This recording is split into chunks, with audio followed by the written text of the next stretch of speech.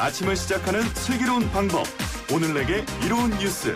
노영희의 출발 새 아침 슬기로운 인터뷰.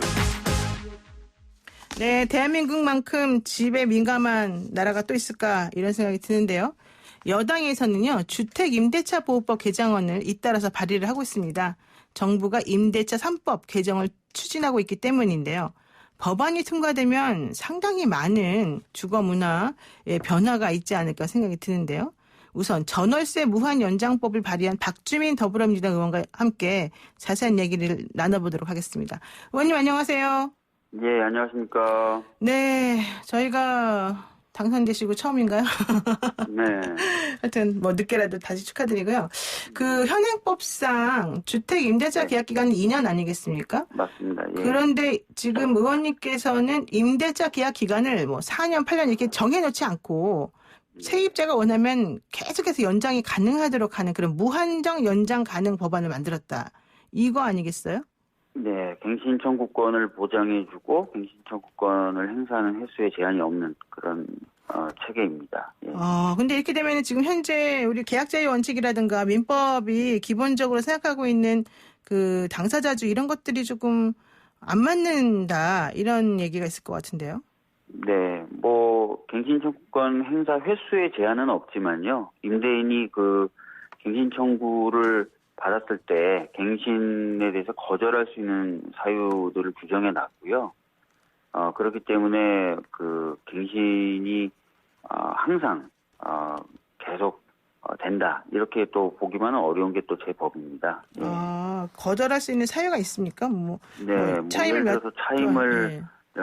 내지 않는다든지 네. 또는 고의나 과실로 빌린 집을 훼손하게 한다든지 또는 집 자체가 여러 가지 사유로 훼손된다든지 또는 임대차 계약 자체를 부정한 방법으로 한다든지 또는 집주인이 이제는 내가 쓸 거야 이걸 네. 라고 얘기한다든지 또는 집주인이 나 이거 재건축이나 뭐 리모델링 할 거야 이렇게 한다든지 뭐 이런 사유들이 있을 때는 갱신을 거절할 수 있습니다. 예. 그런데 좀 전에 말씀하신 부분 중에서 특히 집주인이 본인이 직접 들어가서 그 집에서 살겠다라고 했을 때도 네. 객관적으로 그에 상응하는 뭐 사유나 증거나 이런 것들이 있어야지만 가능하다 이렇게 나오던데요.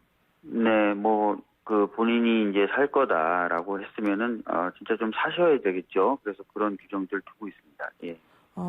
그러니까 이 주택임대차보호법 개정안은 기본적으로 세입자의 편에서 세입자의 의사에 따라서 계약이 이루어진다는 것이고 집주인의 의사는 사실 많이 반영이 안 되고 있는 걸로 보이는데요. 지금까지의 법에 비춰봤을 때는 이제 집주인보다는 세입자 보호를 강화하고 있는 건 맞습니다. 네. 그런데 잘 아시겠지만 독일, 일본, 뭐 미국 같은 주요 국가들, 뭐 덴마크 같은 북유럽 국가들 포함해서요.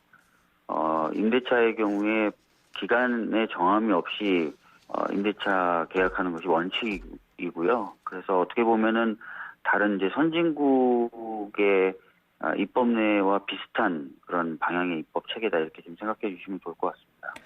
네, 지금 뭐 임대차 보호법은 기본적으로 임차인을 위주로 만들어진 법이고 현재도 계속 그런 방향으로 개정이 되고 있는데 일각에서는 집 가진 게 죄냐, 우리는 아무런 보호를 못 받는 거 아니냐, 왜 무조건 임차인에 대해서만 보호를 해주냐, 진상 임차인도 많다 이런 얘기도 하더라고요. 네, 보통 이제 진상 임차인이라고 하는 경우에는 그 차임을 내지 않는다든지 또는 빌려서 쓰는 집을 훼손한다든지 가치를 떨어뜨린다든지 이런 행위를 하는 사람들이지 않습니까? 그런 경우에는 아까도 말씀드렸던 대로 갱신을 거절함으로써 이제 나가게 만들 수 있는 거고요. 그 다음에 집주인이 이제 자기가 직접 거주하는 것뿐만 아니라 내가 이것을 조금 고쳐서 다른 사람에게 빌려주고 싶다라고 하는 사유가 있어도 역시 갱신을 거절할 수 있기 때문에 집주인의 여러 가지 재산권 행사를 원천적으로 완전히 봉쇄한다 이렇게 보기는 어렵습니다. 예. 지금 의원님께서는 이제 전월세 무한 연장법이 가지는 장점을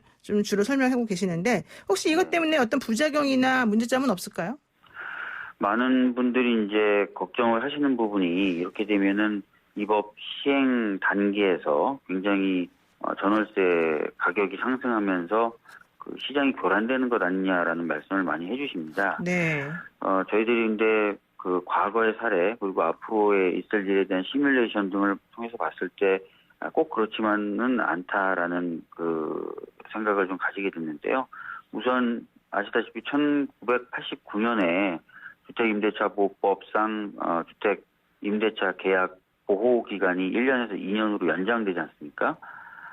그 당시에 굉장히 많은 분들이 이 전월세 가격이 폭등할 것이다라고 걱정을 했는데 실제로 이제 보면은 2015년에 발표된 연구 결과를 보면은 1990년대 초반에 오히려 이 기간 연장에 의해서 가격 안정화가 이루어졌다. 그래서 빈번하게 다른 사람으로 계속 이제 집주인이 계약 당사자를 바꾸면서 계약을 새로 할 때 바로 그것이 이제 전월세 가격 폭등의 원인이었다라는 것의 반증이다. 이렇게 또 연구 결과가 나온 게 있고요. 그 다음에 최근에도 보면은 이 갱신 청구권을 도입하고 갱신 청구 기간을 늘려나갈 때 어떤 부작용이 있을 것인가라고 시뮬레이션 한 것이 있는데요. 물론 무제한 보장하는 건 아니지만 9년 이렇게 연장해 봤을 때 어떻게 될 것이냐를 놓고 봤을 때 가격 상승의 위험은 있지만 그게 이제 엄청난 비율은 아니다라는 연구 결과도 있습니다. 예. 그러니까 가격 상승이 일시적으로 있을 수는 있다. 그렇지만 어느 정도 제한이나 이런 걸 통해서는 조금 막을 수 있기 때문에 부작용보다는 긍정적인 면이 더 클 것이다. 이제 이렇게 보시네요. 네, 이런 결과도 있다는 것입니다. 예. 그런 식으로 하게 되면 집값 하락으로 좀 연결이 될까요? 부수적으로는 이제 개인이 보통 두세 채 가지고 있으면서 임대를 하시는 경우들이 있잖아요. 네. 그 경우에는 이제 보통 이제 매각을 좀 하려고 할 수도 있겠죠. 경우에 따라서는. 예. 네, 그렇군요. 자, 그런데요. 이게 20대 국회에서도 비슷한 법안이 있었었는데 이게 통과가 안 됐던 법안이거든요. 네, 맞습니다. 이번에는 그러면 통과가 됩니까?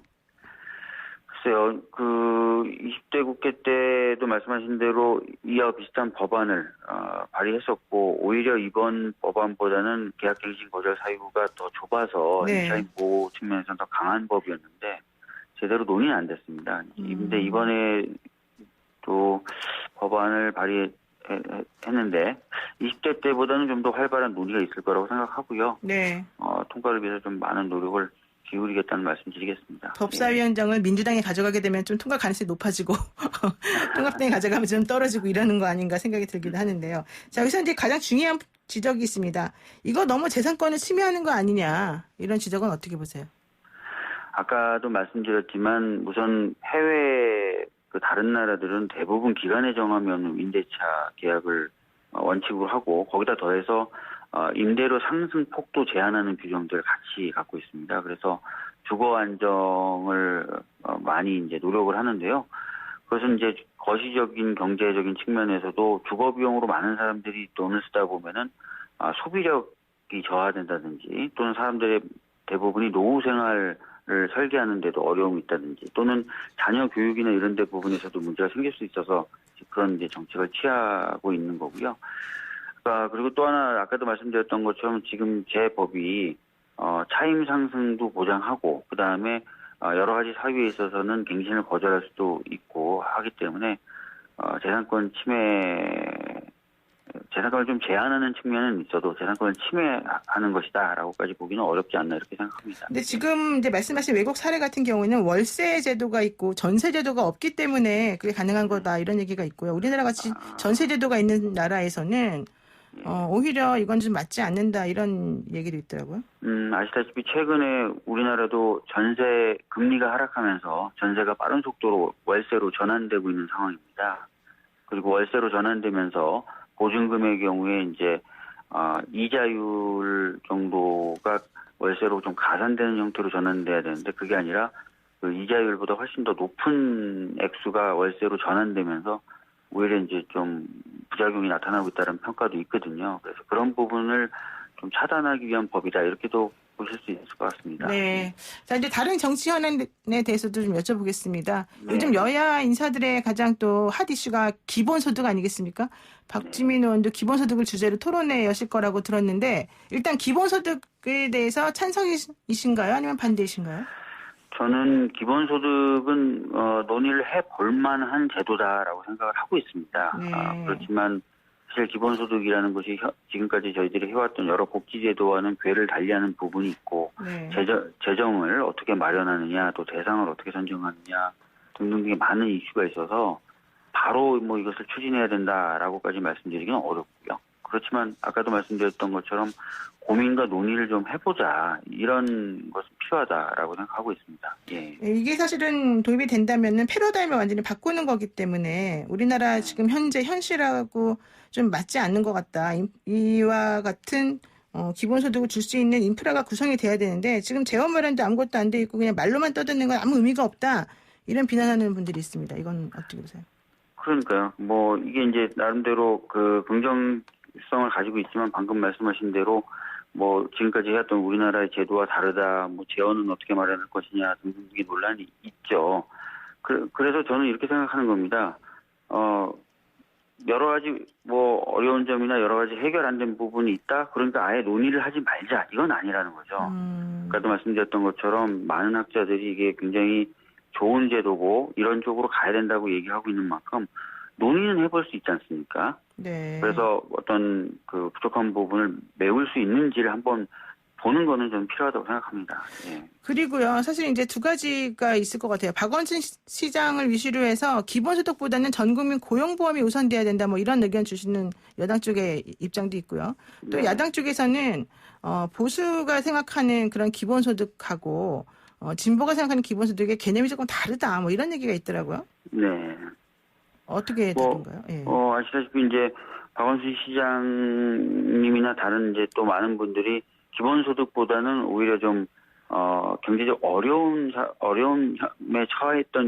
처한 분들을 좀 더 많이 보장해주는. 네. 그러니까 기본소득처럼 모든 국민에게 이제 뭔가 어떤 이득을 드리는 것보다는 어려움에 처한 분들에게 집중해서 도움을 드리는 게 당장은 더 필요하다라고 보시는 분들도 많아요. 네. 뭐 어떻게 보면 굉장히 타당한 시각일 수도 있습니다. 그 다음에 이제 어떻게 보면 경제 성장을 위한 소비 진작책으로만 기본소득을 쓰면서 다른 복지제도는 통폐합해서 없애버리자라는 네. 보수 우파적인 기본소득 개념이 있을 수 있고 반면에 사회 안전망을 좀 더 강화한다라는 약간 좀 진보적 패러다임의 기본소득도 있을 수 있는 거거든요. 그래서 이런 다양한 시각들이 있기 때문에 오히려 좀 다양한 시각들을 가진 사람들이 모여서 고민도 해보고 토론도 해보고 하는 것이 필요하다고 생각합니다. 예.